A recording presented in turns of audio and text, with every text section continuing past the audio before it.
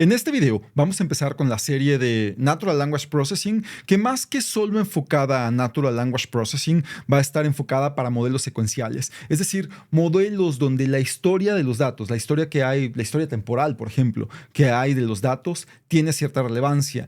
Ejemplos típicos serían definitivamente las aplicaciones de Natural Language Processing, como son texto, como son speech, como son cualquier tipo de archivo de audio donde vemos que hay una señal que va cambiando en el tiempo y el resultado en determinado momento del tiempo puede ser el producto no solamente del instante anterior, sino de un número de cierto de muestras antes del instante que estamos analizando. Por ejemplo, también se utilizan los modelos secuenciales para predecir el valor de acciones a través del tiempo. Sin embargo, con el ejemplo que más nos vamos a enfocar, sobre todo al principio, va a ser con Natural Language Processing y vamos a empezar explicando de forma intuitiva, de alto nivel, sin meternos todavía a las matemáticas en detalle, cómo es que podemos implementar estos modelos de Natural Language Processing para poder incorporar toda esta información histórica que nos permite tomar la mejor decisión o realizar la acción que querramos en el momento que estamos analizando. ¿Y qué quiero decir con esto? Creo que lo mejor va a ser hacer un ejemplo y sobre este ir trabajando. Y vamos a empezar con un ejemplo que sea totalmente relacionado con texto, con Natural Language Processing. Entonces, empezamos. Aquí en pantalla tenemos la imagen de una red neuronal muy sencilla que vamos a utilizar como ejemplo. Y vamos a plantear el problema desde el punto de vista, les digo, de Natural Language Processing, como lo plantearíamos de forma inicial. Y vamos a empezar con un ejemplo típico. Voy a empezar con el ejemplo el que usualmente yo manejo, que es el caballo blanco corre por la pradera. Y vamos a ponerle algo más, algo que modifique al caballo, o que afecte al caballo. Vamos a decirle libre y rápido. Y vamos a suponer que tenemos entonces este ejemplo. Y este es un ejemplo, les digo, de datos secuenciales, porque tenemos una secuencia de, en este caso, palabras. Y esta secuencia tiene un significado donde el significado es importante a través de toda la secuencia. Es decir, la palabra libre por sí sola puede tener un significado, pero en el contexto de esta secuencia de palabras, esta secuencia de tokens, tiene un significado más particular. Entonces vamos a decir que libre en este caso está afectando al caballo, ¿no? Es decir, cuando decimos libre y rápido nos referimos a la palabra caballo. Entonces, y para saber eso, tenemos que tomar en cuenta toda la secuencia. En este caso tenemos que esta palabra, la palabra libre, está modificando a la palabra caballo cuando la palabra libre es 1, 2, 3, 4, 5, 6, 7, 8. La entrada 8 de esta secuencia y el caballo es apenas la entrada 2, ¿no? Entonces, este es un ejemplo típico de datos secuenciales y es un ejemplo que muestra de forma relativamente sencilla un poco de la complejidad que tenemos en este tipo de aplicaciones. Porque con solamente tener la palabra libre es difícil saber el significado o cuál es la implicación de la palabra si no tenemos todo el contexto completo de este enunciado. Vamos a ver esto con más detalles. Ahora, ¿qué hacemos con una red neuronal y cómo es que empezamos con redes neuronales y cómo es que empezamos a involucrar modelos secuenciales en redes neuronales? Tenemos aquí un ejemplo de red neuronal muy sencillo de estas redes neuronales fully connected. En este caso, los cuadrados representan las entradas, los datos de entrada, y estas son las neuronas, ¿no? Tenemos solamente una capa fully connected. Nosotros lo que vamos a tratar de hacer es utilizar redes neuronales, o el problema que tenemos es utilizar redes neuronales para solucionar algo relacionado con un modelo secuencial. Por ejemplo, una aplicación típica podría ser dar una clasificación de nuestro enunciado, ¿no? Uno de los ejemplos típicos es análisis de sentimiento, donde lo que queremos decir es si un enunciado, una entrada, es positiva, negativa o neutral. Un ejemplo típico de esto es cómo analizamos tweets para determinar si el apoyo a un candidato para unas elecciones es positivo o es negativo. Más bien si el sentimiento hacia un candidato es positivo o negativo. O por ejemplo para reviews en Amazon, donde queremos determinar si el review de determinado producto es positivo o negativo. Déjenme poner otro ejemplo. Y voy a decir el agua de Jamaica, fría, está sabrosa, vamos a ponerle así. Sabrosa, sí, mejor así. Aunque, vamos a ponerle así, aunque al tiempo no está tan mal. No está... Y este es otro ejemplo que tenemos por aquí. Donde, por ejemplo, aquí también vemos el contexto, ¿no? Aquí imaginémonos que queremos evaluar cuál es el sentimiento que evoca este enunciado. Por decir algo, supongamos que es un review de un restaurante, no importa de dónde lo sacamos, un tweet por ahí. El agua de Jamaica es la flor de Jamaica, que en México la preparamos como agua, usualmente fría, es un agua fresca en México y es muy común comprarlas, las podemos encontrar en la calle, la podemos encontrar en restaurantes, es un agua que se toma muy comúnmente en México. Entonces decimos, el agua de Jamaica siempre se sirve fría, está sabrosa, es muy sabrosa, es dulce, refrescante. Aunque al tiempo no está tan mal, porque a veces que tal vez no está tan fría, pero la tomamos al tiempo. Hay gente que la toma como té y la toma incluso tibia o caliente, con más o menos azúcar, y realmente no sabe mal, ¿no? Entonces, aunque al tiempo no está tan mal, al tiempo en México significa a temperatura ambiente. ¿Ok? No, no está fría ni caliente, ¿no? Está a la temperatura del agua que sale normalmente de la llave o del agua que nos servimos de la botella de agua, pero que no está en el refrigerador. Y por ejemplo, en este enunciado, si queremos, vamos a decir, analizar el sentimiento que nos evoca este enunciado. Y vamos a analizar qué es lo que tendríamos que hacer para poder tomar en cuenta o para poder utilizar redes neuronales para analizar este enunciado. Y déjenme por lo pronto... Déjenme limpiar vamos a limpiar esta palabra, vamos a quedarnos nada más con el enunciado de abajo. Y entonces, lo que queremos hacer, el problema es cómo analizamos el sentimiento de esta frase utilizando redes neuronales.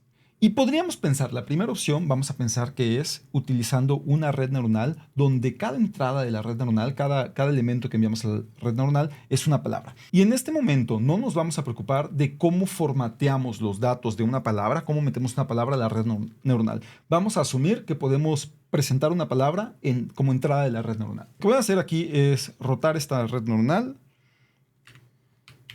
y ponerla así. Vamos a meter la palabra él, de alguna manera, la palabra él, les digo, no nos preocupemos ahorita de cómo hacemos esto, la tenemos que convertir a números de alguna forma, esto no lo vamos a pensar en este momento.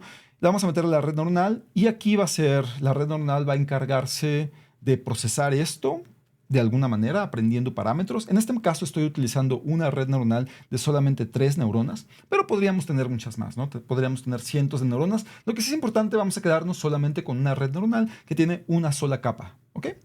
Entonces, podríamos hacer esto. Entonces, tenemos esta red neuronal y replicamos el concepto y ahora pasamos esta misma red neuronal o pasamos esta red neuronal y ahora esta va a recibir la siguiente palabra, agua. Y otra estructura de una red neuronal parecida va a recibir la palabra de. Y así nos vamos. Vamos a suponer que tenemos una estructura como esta arquitectura de red neuronal para cada una de las palabras que tenemos. Y así nos vamos. Voy a utilizar elipsis aquí o estos puntos para indicar. Pero recuerden, tenemos un paso, que en nuestro contexto se va a llamar time step, igualito para cada una de estas palabras que van a ser evaluadas con la red neuronal. Finalmente tenemos la palabra mal, ¿ok? Bueno, y además el punto, vamos a borrar el punto para así, vamos a suponer que así termina nuestro enunciado. Y nuestra tarea, repito, es evaluar el sentimiento. ¿Qué significa el sentimiento? Realmente evaluar sentimientos es un problema de clasificación y lo único que queremos hacer es clasificar si el sentimiento que evoca este enunciado es positivo o es negativo.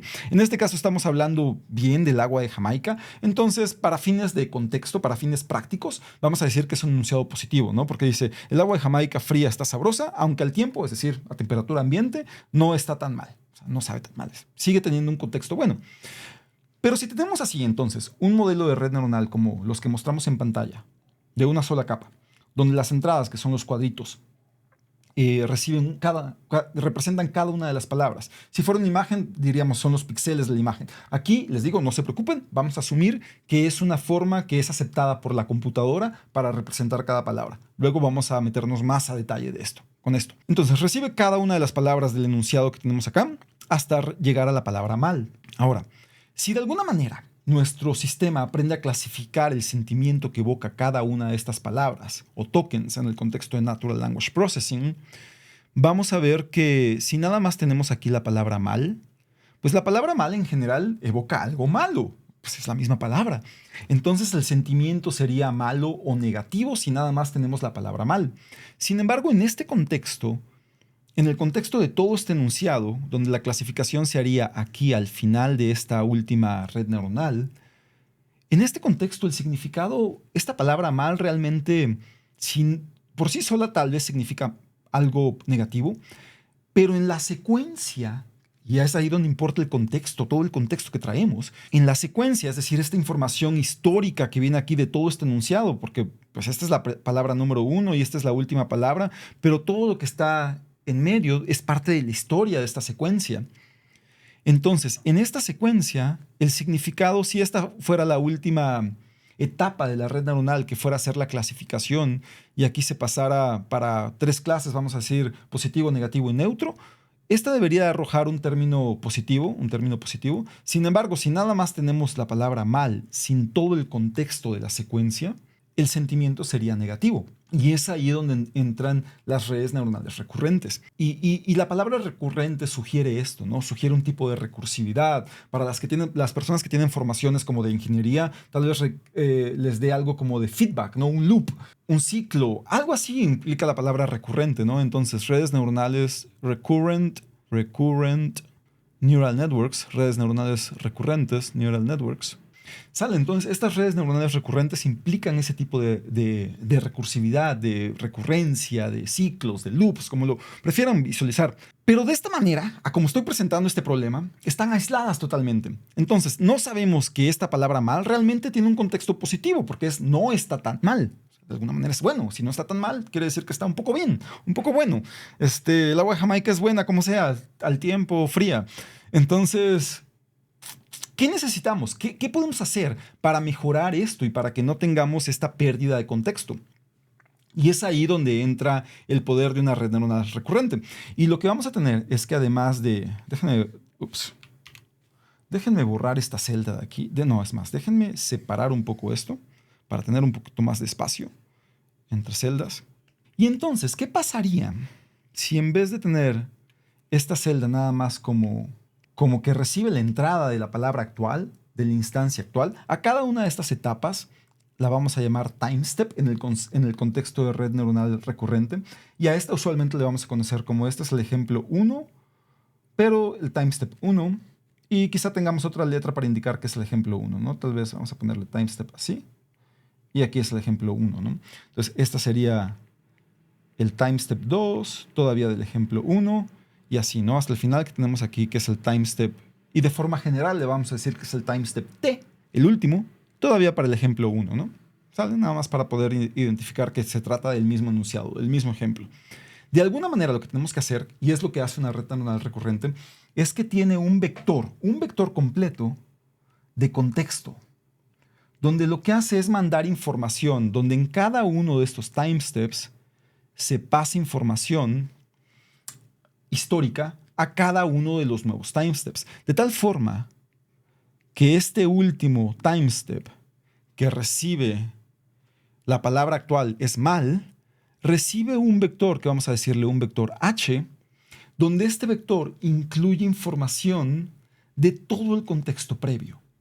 Este vector recibe información de todo el contexto previo, y esto es lo que permite que una red neuronal recurrente tenga la capacidad de recordar información del pasado y recordar información, contexto de la secuencia que estamos analizando, de tal forma que esa información que se pasa en este vector, recordemos, esto es un vector que también se le pasa y recibe esto, recibe este último time step, o cada uno de los time steps, este vector de alguna manera indica cuál es esa historia, ese contexto histórico de esta secuencia.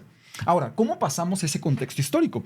Y es ahí donde viene algo, donde empezamos a analizar un poquito más aquí de la fortaleza y esto, por qué las redes neuronales recurrentes son un concepto tan importante, relevante, que muestran que aunque en los últimos años en aplicaciones de Natural Language Processing han dejado de ser el modelo por default, siguen siendo sumamente relevantes. Entonces, sobre todo para aplicaciones de secuencias que no necesariamente son con modelos de lenguaje grandes, ¿no? Large Language Models como GPT y todos estos desarrollos que hemos visto.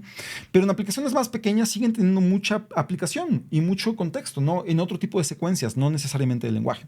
Después iremos viendo más aplicaciones. Pero entonces, ¿qué hacemos? Y lo que vamos a hacer, vamos a trabajar con el ejemplo de la segunda palabra, nada más para acá, para ponerlo. Además de recibir esto, además de recibir la palabra actual, lo que va a recibir, ya dijimos, es un vector. ¿Ok? Entonces, esa celda, a esto le vamos a llamar una celda, a esta red neuronal, y todo lo demás que lleva, va a recibir este vector que les digo, vamos a llamarle h. Va a recibir ese vector h. Pero ese vector h, ¿qué genera? ¿Qué es lo que hace? Sí, ¿qué es lo que hace? Ok, sabemos que ese vector h se recibe de la celda previa, ¿no? Que en este caso sería la celda que viene de él. Lo que va a pasar es que este vector de acá, esta celda 2 que recibe la palabra agua, va a tener también una red neuronal para que aquí reciba todo. Este es el vector de h. Aquí vamos a decir que aquí teníamos que estas son las x, ¿no? O sea, esta es las diferentes, vamos a decir el equivalente a los píxeles, pero de la palabra el. ¿Sale? Estos serían el equivalente a los píxeles de la palabra agua. Es decir, cada uno de los componentes del vector que vamos a utilizar para representar de forma numérica cada una de las palabras. Porque sabemos que estas palabras no las podemos meter nada más como palabras, ¿no? La computadora necesita números. Ahorita hablamos un poquito más de eso. Entonces, además de recibir la palabra actual y sus elementos de representación vectorial, va a recibir algo de la celda previa. Y a esta celda también, esto que recibe de la celda previa, también se va a pasar por una red neuronal, que va a tener el mismo tamaño que esta red neuronal.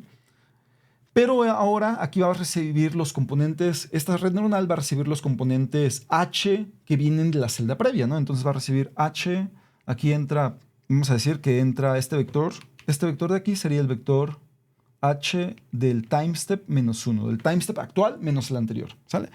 A este vamos a ponerle T mayúscula para que no se confunda y se vea que es el último, ¿sale?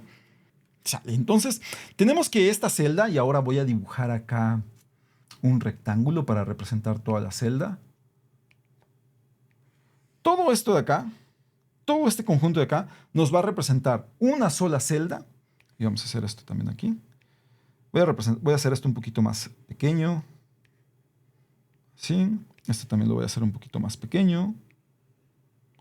Entonces tenemos estas dos redes neuronales y son de estas redes neuronales fully connected que ya conocemos, que ya hemos estudiado a detalle, a fondo.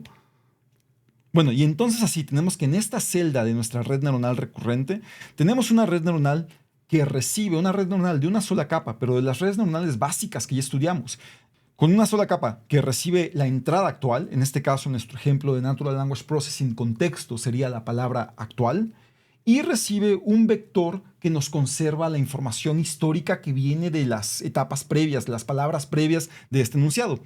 ¿Qué es lo que va a suceder aquí? Lo que va a suceder es que, si recordamos redes neuronales, esta va a tener una matriz de...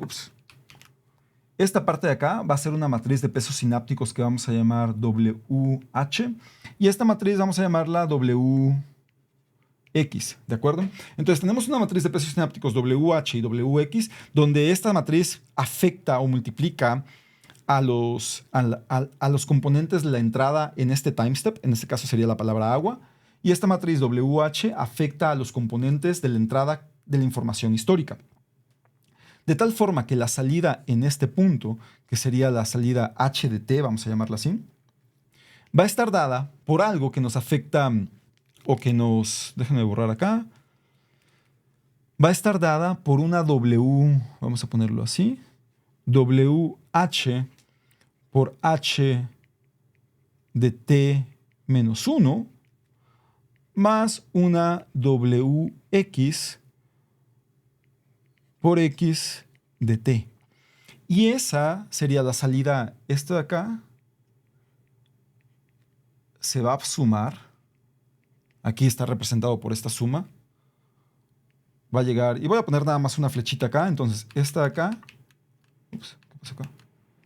Esta salida de acá va a llegar y se va a sumar aquí, y esta salida de acá, de esta red neuronal recurrente, va a sumarse acá, que es esta fórmula. Tenemos también un bias, aquí también tenemos biases, vamos a llamarle BH, y a este vamos a llamarle BX, ¿de acuerdo? Entonces vamos a poner más los biases, BH más BX. Y bueno, y aquí tenemos una salida lineal, sin embargo requerimos una salida que nos convierta una capa de activación, una activación no lineal, porque sabemos que si no, una función lineal solamente podría ser muy limitada. Y aquí tenemos una función de activación que voy a llamar g. Y esa salida vamos a ponerle aquí g, una función de activación c, g. Y eso es lo que sale acá de esta celda, ¿de acuerdo? De tal forma que... déjenme dibujar aquí otra vez esto. Este cuadrado de acá nos representa entonces a lo que le llamamos una celda de una red neuronal recurrente, una RNN cell. Y esa es la unidad fundamental de esta estructura recurrente que tiene cierta recursividad. Ahora, déjenme copiar esto y poner otra. Déjenme duplicar esta celda y vamos a hacer. Ok, ya que tengo duplicada esta celda, entonces lo que va a pasar en una red neuronal recurrente es que en cada etapa, en cada diferente time step, que en el caso de texto sería cada diferente palabra, lo que vamos a tener es que en cada paso, en cada time step, vamos a tener una estructura parecida a esta. Y aquí voy a reacomodar esto nada más para que se vea un poquito más claro. Entonces, de esta forma tenemos aquí un modelo de una red neuronal recurrente, recurrent neural network, donde la primera entrada aquí sería entonces el vector que nos representa la palabra el. Les digo, y esto habíamos dicho que era x del time step 1, el ejemplo número 1. Y entonces, este vector que nos representa la historia de todo el contenido de la secuencia, se va a pasar acá. A este le vamos a llamar h de t. ¿Sí? Y ya vimos que h de t está dado por esta ecuación de aquí. Y básicamente ese es el poder de una red neuronal recurrente. Eso es lo que una red neuronal recurrente, una RNN, realiza. Ahora, hay algunas cosas que vale la pena ir detallando. Primero, cuando llegamos al último time step, entonces vamos a llegar a la palabra mal, que es este último time step. Recuerden, mal, la palabra, cada una de estas palabras las vamos a representar como si fueran un vector. ¿Sí? Un vector de números, todavía no calculamos o no hemos explicado cómo se representa o cómo se obtiene este vector que representa cada una de las palabras. Pero por lo pronto solamente vamos a imaginarnos que se trata de un vector. Vamos a aceptarlo y después lo vamos a explicar con mucha más calma en otros videos. Entonces, tenemos ese vector que representa cada una de esas palabras y es la entrada X para cada uno de los time steps. Decíamos, para el time step final tendríamos, vamos a ponerle T mayúscula, que nos dice es la última palabra, el time step final, para el ejemplo 1. Cada enunciado que tengamos en nuestro problema de Natural Language Processing con texto, con texto me refiero a texto, ¿no? Ejemplos de texto, vamos a decir textos de Wikipedia o de artículos de noticias o de tweets. Entonces, cada enunciado que tengamos va a ser un dato de entrenamiento. Imaginemos, la analogía sería con imágenes. Cada enunciado sería el equivalente a una imagen. Si tenemos una imagen como un dataset como MNIST, que hemos trabajado bastante, en nuestro set de entrenamiento tendríamos 50,000 imágenes. Aquí tendríamos, bueno, el número de enunciados que tengamos, ¿no? Si entrenamos con todo Wikipedia, podemos pensar que son millones de enunciados, ¿no? para entrenar. Millones de datos de entrenamiento. Y de estos datos de entrenamiento, cada enunciado tiene diferentes time steps, que en este caso es el 1, aquí sería el 2 para la palabra agua, y el final, ¿no? El T mayúscula. Y entonces, cada palabra va a ser el equivalente a un elemento dentro de este dato de entrenamiento, ¿no? Y esto es lo que sucede en una red neuronal recurrente. Existe esta recurrencia y ahorita va a quedar más claro aún.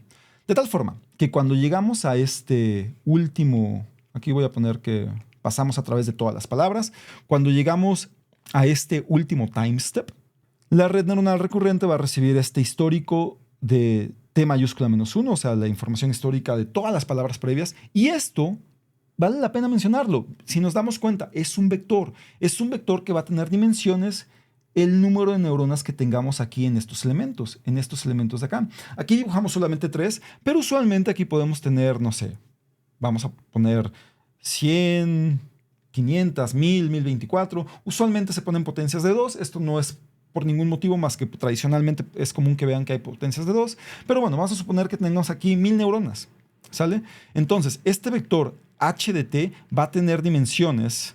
Si son 1000 neuronas, digo, dibujamos 3. Estos 3 que dibujo es por simplicidad. ¿Sale? Si son 1000 neuronas, pues este vector h de t va a tener dimensiones de esa hidden layer, ¿no? Porque de hecho se utiliza usualmente la palabra h porque representan una capa oculta, hidden, ¿no? Entonces, de esa hidden layer, de esa capa oculta, pues va a tener dimensiones h, va a tener dimensiones, si son 1000 neuronas, pues tendría dimensiones de 1000,1. O vamos a suponer que son 100 nada más por simplicidad. Va a tener dimensiones de 100,1, ¿no? Donde son 100 neuronas, las activaciones de 100 neuronas. Recuerden que esta esta red neuronal aquí también tendría solamente 100 neuronas. Entonces, este vector h, en nuestro ejemplo que estamos haciendo, tendría 100 neuronas. Entonces, este vector que nos llega al último time step en este problema que estamos asumiendo, que es de clasificación, de análisis de sentimientos, lo que esto va a arrojar, aquí va a arrojar, y aquí pueden pasar varias cosas, pero ahorita explicamos eso. Entonces, déjenme copiar esta ecuación y ponerla más pequeña.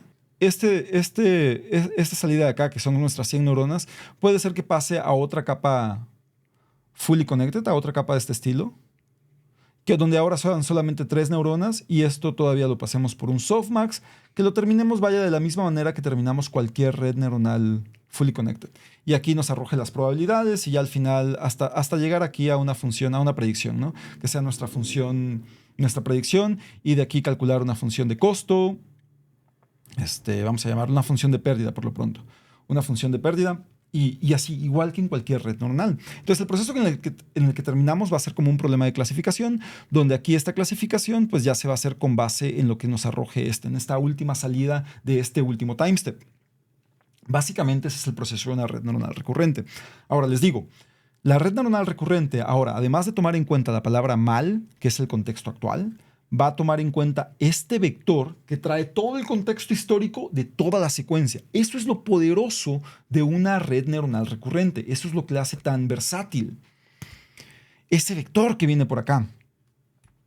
¿Okay? Y lo terminamos como un problema de clasificación. En este caso va a ser positivo, negativo o neutro, ¿no? El enunciado.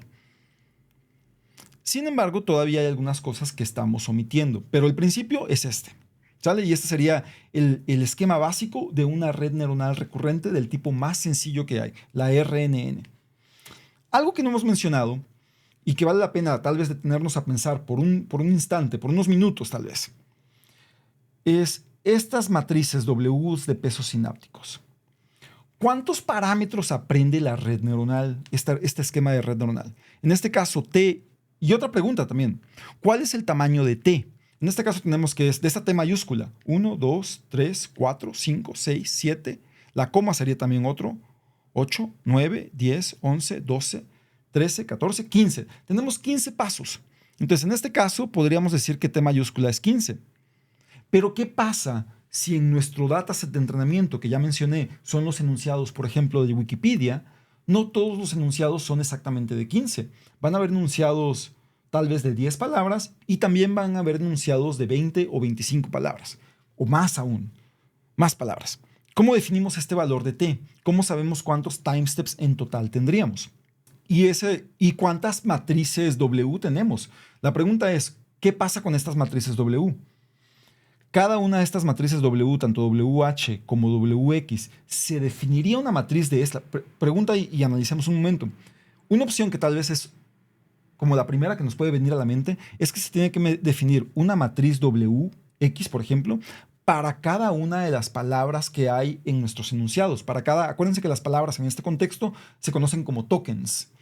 Entonces, definir una matriz para cada uno de los tokens que tenemos en nuestro dataset de entrenamiento, eso implicaría muchísimas matrices y muchísimos datos. Y esa es otra característica de las redes neuronales recurrentes. ¿Qué es lo que sí? Y quizá esto es lo que define o lo que les da el nombre a las redes neuronales recurrentes, es que cada una de estas matrices WH y WX es la misma matriz, ¿sí? Entonces, WX es la misma para todos los time steps y WH es la misma para todos los time steps. ¿Qué significa esto?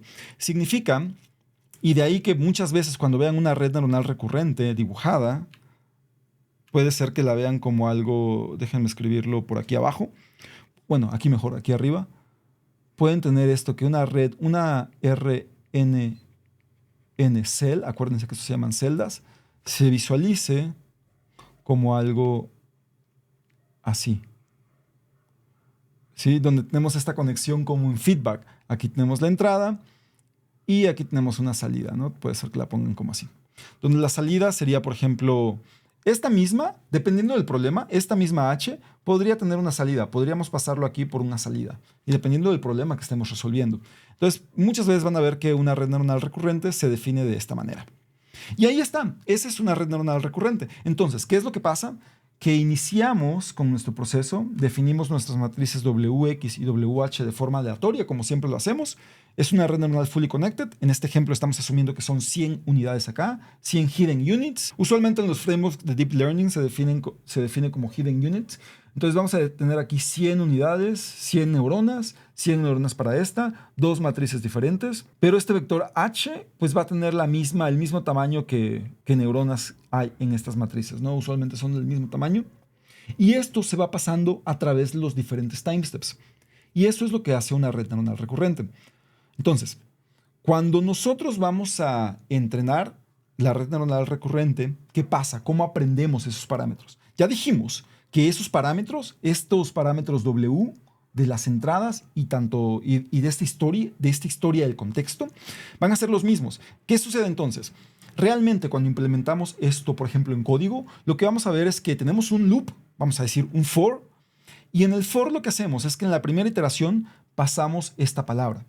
La pasamos a través de la red neuronal hace sus cálculos, y en la siguiente iteración, este valor h de t-1 de la etapa anterior recibe el h de la iteración previa, de tal forma que en la siguiente iteración actualizamos el valor de x y el valor de h es el valor h-1, h de t-1, el h previo, y nuevamente hacemos el forward pass dentro de este loop. Entonces tendríamos un loop donde, vamos a decir, un for, vamos a decir for, le voy a poner así, t in range.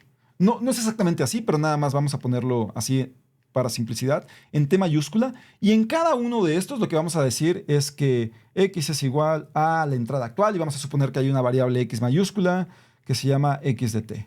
¿Sale? X de t. Actualizamos la x y lo que hacemos es nuestro h es igual a, vamos a decir, model, que es vamos a llamar a nuestro modelo, o h va a ser igual a w de x por x más w h por h, ¿no? Bueno, y tendríamos que actualizar aquí también h es igual a h de t-1. Digo, una cosa así actualizaríamos y entonces ya hacemos esta multiplicación y obtenemos el nuevo valor de h. O multiplicamos aquí por h de t-1, vamos a hacerlo así. t-1, así no tenemos que hacer esto de acá. Y aquí sería, también puede ser x de t, ¿no? Y así, obviamente, con su función de activación, calculamos la nueva h y así, en cada iteración, lo que estaríamos haciendo es ejecutar las mismas redes, estas dos redes neuronales, esta y esta, pero con un valor de h, donde h se actualiza en cada iteración, que sigue siendo un vector que trae la información del histórico, y x se actualiza con la nueva entrada, que en este ejemplo sería nuestro nuevo token, nuestra nueva palabra. Y básicamente ese es el funcionamiento de una red neuronal recurrente. De esta forma, las redes neuronales recurrentes, de forma parecida que las redes neuronales convolucionales, comparten parámetros para cada time step. ¿Cómo inicializamos h aquí? H de, en este caso sería h de 0, ¿no? O sea, la primera h. ¿Cómo la inicializamos cuando no hay una historia? Cuando estamos empezando apenas con la primera palabra. Y la respuesta es que para esto, usualmente, se inicializa con ceros. La inicializamos con ceros. ¿Sale? Entonces, este vector usualmente se inicializa con ceros. Se inicializa el tamaño que haya del número de neuronas. Vamos a decir que es un vector de ceros de 100, ¿no? O sea, vamos a decir que ceros de 100. Entonces, inicializamos con 100 ceros ese vector. Así inicializamos este valor de acá y vamos pasando a través de estas dos redes neuronales. La función de activación más comúnmente utilizada aún hoy en día para este tipo de redes es una tanh. Una tangente hiperbólica es la que más se utiliza. Y ahora, una pregunta más. ¿Cómo calculamos el gradiente? ¿Cómo actualizamos los pesos sinápticos de estas neuronas? Y lo que tenemos que tomar en cuenta es que se actualizan exactamente de la misma forma como actualizamos los pesos sinápticos, es decir, las Ws. Actualizamos las Ws de la misma manera que en una red neuronal normal, fully connected, como las que ya hemos estudiado. ¿Qué pasa? Decíamos, llegamos hasta el punto de encontrar la función de pérdida. Entonces vamos a calcular el gradiente de la función de pérdida con respecto a cada uno de los parámetros. En este caso, si es un problema de clasificación, aquí es softmax. Ya explicamos varias veces cómo se calcula este gradiente, de tal forma que ese gradiente de la función de pérdida lo vamos a ir retropropagando a través de la red neuronal. De tal forma que va a ir fluyendo hacia acá, va a ir fluyendo por acá, va a ir fluyendo en los diferentes Ws. Para acá va a fluir este gradiente y esto nos va a permitir encontrar un gradiente de la función de pérdida o la función de costo. Por ejemplo, si tuviéramos, acuérdense, la función de pérdida es la pérdida, es la evaluación de qué tan bueno es nuestro modelo para el enunciado actual. Pero también vamos a utilizar mini batches, como utilizamos en cualquier problema, donde los mini batches van a estar compuestos de diferentes enunciados. Así como en un problema de imágenes, los mini batches contienen diferentes imágenes, vamos a decir 32 imágenes. Aquí nuestros ejemplos contendrían 16, 32 enunciados. ¿Sale? Los mini batches van a contener diferentes enunciados y de cada enunciado queremos evaluar su sentimiento, ¿no? Es un problema bajo el esquema supervisado donde ya sabemos cuál es el sentimiento correcto de cada uno de los enunciados. Entonces, hacemos backprop y aquí encontraríamos el gradiente de DJ con respecto a DWH y aquí sería DJ con respecto a DWX. Y esto es lo importante. Y esto es lo único que es diferente. Lo haríamos con respecto al time step, en este caso T mayúscula, y respecto al time step T mayúscula.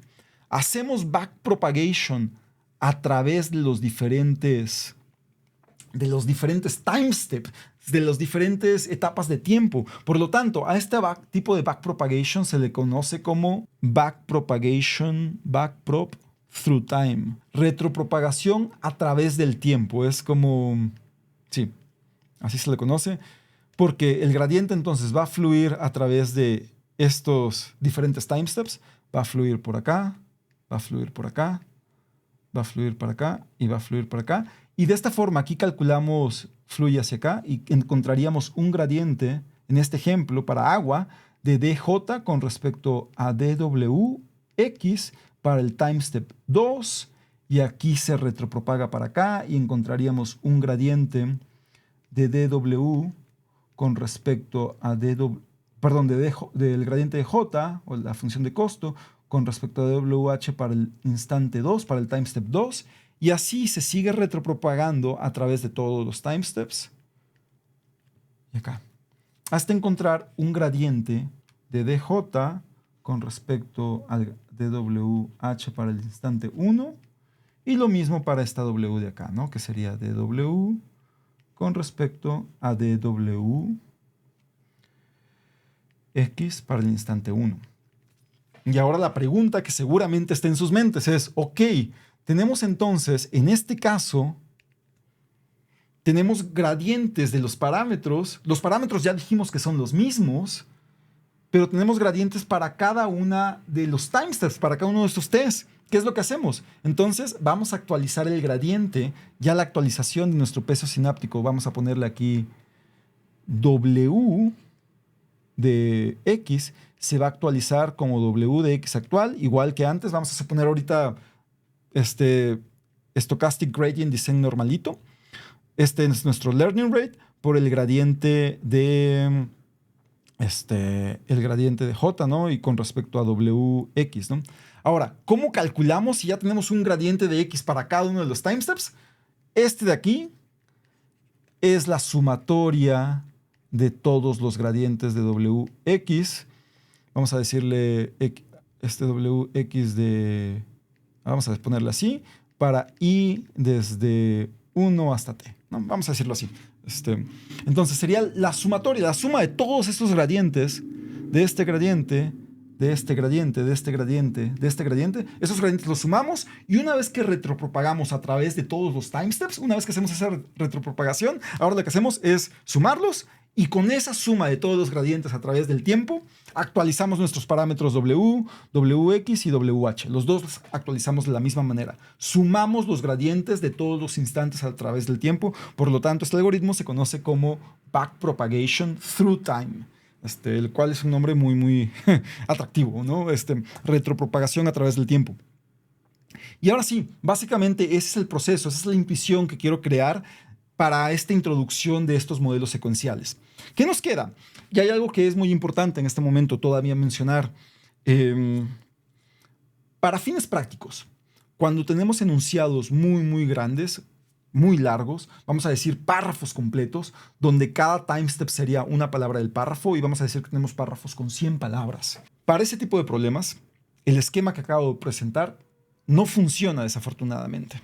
¿Y por qué esto no funciona en este caso de ejemplos con enunciados muy grandes, ¿no? Déjenme encontrar aquí un poquito de espacio en esta diapositiva que ya está llena de texto. Lo que sucede en estos ejemplos, digo, en este caso, vamos a suponer que tenemos, vamos a hacerlo en otro color, un color que no hayamos utilizado, vamos a hacerlo en amarillo. Cuando hacemos retropropagación a través de muchos time steps, es básicamente lo mismo. Vamos a hacer retropropagación a través de acá. Digo, todo fluye todo, pero finalmente va a través de este time step y luego va a pasar a través de este time step, ¿no? A través de todo por acá, todas las diferentes neuronas, todas las diferentes partes de la red neuronal, pero va a pasar a través de todos los time steps. Y si nos acordamos del gradiente de una función, voy a representarlo sin función de activación, pero recordemos que W de o recordemos que esta salida H sin función de activación sería una W por lo que nos llega, por el H de T-1, más un bias, ¿no? Más el bias. Hasta aquí sería de T. Sería así.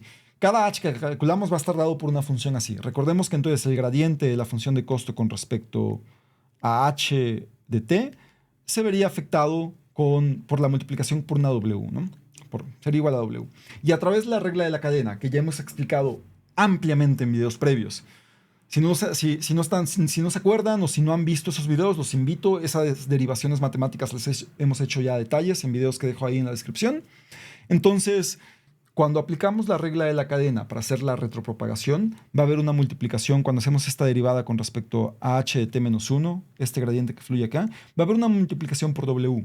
Y si tenemos una red neuronal convolucional muy grande, con muchas capas, se va a multiplicar por W muchas veces. Y el W, al ser un valor menor que 1, el gradiente en las primeras capas se va haciendo más pequeño cada vez, de tal forma que el gradiente que fluye de regreso a las primeras capas es muy pequeño y no actualiza bien los parámetros de esas primeras capas. A ese problema se le conoce como vanishing gradient. Y hemos presentado diferentes formas de resolver este problema. Particularmente, hay diferentes formas. Por ejemplo, una buena inicialización de los parámetros tiende a funcionar bien. Batch normalization se ha demostrado que también soluciona y ayuda con el problema de vanishing gradient. Estos temas ya también los hemos explicado en sus videos respectivos. No obstante, una forma que ha resultado muy, muy buena para resolver el problema de vanishing gradient a través de redes neuronales profundas es la arquitectura ResNet.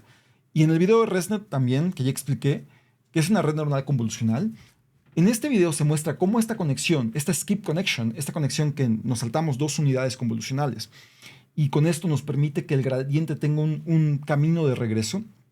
Los invito igual a ver el problema de ResNet, el video de ResNet.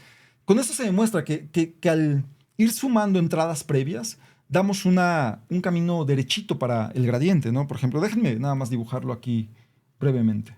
Entonces, si tenemos aquí en ResNet, teníamos que esta es una capa convolucional, com2D, hacemos esto.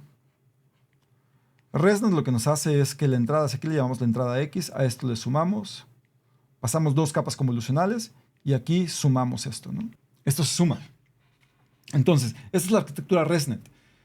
¿Qué pasa si hacemos algo parecido? Digo, esto lo que nos demuestra es que al combinar capas de este estilo, o redes que combinen estas unidades, el gradiente, cuando calculamos el gradiente que va a venir, va a fluir a través de todas las capas, como siempre, porque recordemos, el gradiente de este punto de una suma va a ser 1. Entonces el gradiente de arriba se multiplica por 1, el gradiente local me refiero, va a ser 1 con respecto a la variable que recibimos acá, a la variable, no sé, g de x que recibimos acá, y va a ser 1 con la variable, si esta es la variable x, va a ser 1 con respecto a esta variable. Entonces va a fluir derechito por acá, y también va a fluir a través de todas las capas de la misma manera que en un escenario normal. Entonces, esta conexión, skip connection, lo que da es un camino libre para que el gradiente fluya de regreso a través de todas las capas, permitiéndonos así que agreguemos más capas en nuestra red neuronal sin caer en el problema de vanishing gradient. ayudando a resolver mucho este problema. Si regresamos al contexto de red neuronal recurrente, Skip Connections fue una idea que de hecho surgió antes que en las redes neuronales tipo ResNet. Es un concepto que surgió en las redes neuronales recurrentes, particularmente en la arquitectura conocida como LSTM, Long Short Term Memory, que es una variante de red neuronal recurrente que agrega este tipo de conexión residual a cada una de las celdas y nos permite controlar de forma mucho más granular qué tanto del valor histórico conservamos en nuestro modelo de red neuronal recurrente, qué tanto del valor histórico de las H's conservamos y qué tanto de la entrada actual conservamos. Entonces juega con muchos más controles de esta entrada actual, del timestep actual, con el valor histórico acumulado, y de esta manera nos permite tener muchos más timesteps con este concepto de conexión residual de la misma manera que lo hace ResNet. Eso lo vamos a explicar en un video futuro. Sí, en uno de los videos que está por venir, vamos a explicar muy a detalle LSTM, Long Short Term Memory, también la GRU, Gated Recurrent Unit, que son redes neuronales recurrentes que agregan esta conexión skip, que mejoran mucho el desempeño de la red neuronal, previniendo o ayudando a resolver el problema del vanishing gradient. Otra cosa que nos queda por ver, y es lo siguiente que vamos a ver en el siguiente video, va a ser cómo representamos estas palabras, cada una de las entradas a la red neuronal, como números. Y ahí entra un concepto sumamente poderoso en redes neuronales, que es el concepto de embedding. El embedding es un vector que nos representa el contenido semántico de en este caso de una palabra, ¿sí? De tal forma que la palabra agua no solamente esté representada por un número que indique la posición en el diccionario o por un número que nos indique, sí, la posición, por ejemplo, en el diccionario de nuestro vocabulario, sino un número, un vector denso de, vamos a decir, 300 dimensiones, donde esas 300 dimensiones no solamente donde esas 300 dimensiones representan el significado de la palabra, incluyendo sus diferentes acepciones y usos en diferentes contextos, ¿sí? De tal forma que palabras que estén relacionadas van a tener un vector de 300 dimensiones que va a permitir que esas palabras que tienen significados parecidos estén juntas. Por ejemplo, la palabra mascota va a estar cerca de la palabra perro, aun cuando en el diccionario no estarían cercas, ¿no? O sea, mascota y perro, M y P no necesariamente están juntas, pero este vector va a aprender a representar en sus diferentes posiciones. Vamos a decir que tenemos para la palabra perro, tenemos un vector de 300 dimensiones. Van a haber posiciones en ese vector que van a aprender a representar que tiene cierto nivel de mascota, que un perro es una palabra que tiene cierta mascoticidad, vamos a decirlo así. Y la palabra mascota va a tener también su vector, donde va a haber una posición en ese vector que va a representar qué tan perruna es esta mascota, por decirlo de alguna manera. También va a haber alguna posición que represente qué tan gatuna sea esa mascota. Pero la distancia entre estos vectores, entre estos puntos en ese espacio que tiene 300 dimensiones, va a ser relativamente pequeña. Y eso lo vamos a explicar en el siguiente video. Espero que este video haya sido útil para tener un concepto, una perspectiva general de cómo funcionan los modelos secuenciales y cómo es que las redes neuronales recurrentes nos ayudan a procesar modelos secuenciales. Lo que sigue es, en el caso de Natural Language Processing, cómo representamos las palabras como vectores utilizando el concepto de embeddings. Vamos a aprender a generar y vamos a hacer varios ejemplos con embeddings. Vamos a explicar cómo se entrenan los embeddings, porque esos vectores que representan cada palabra se entrenan, se aprenden con redes neuronales también, por supuesto, como más.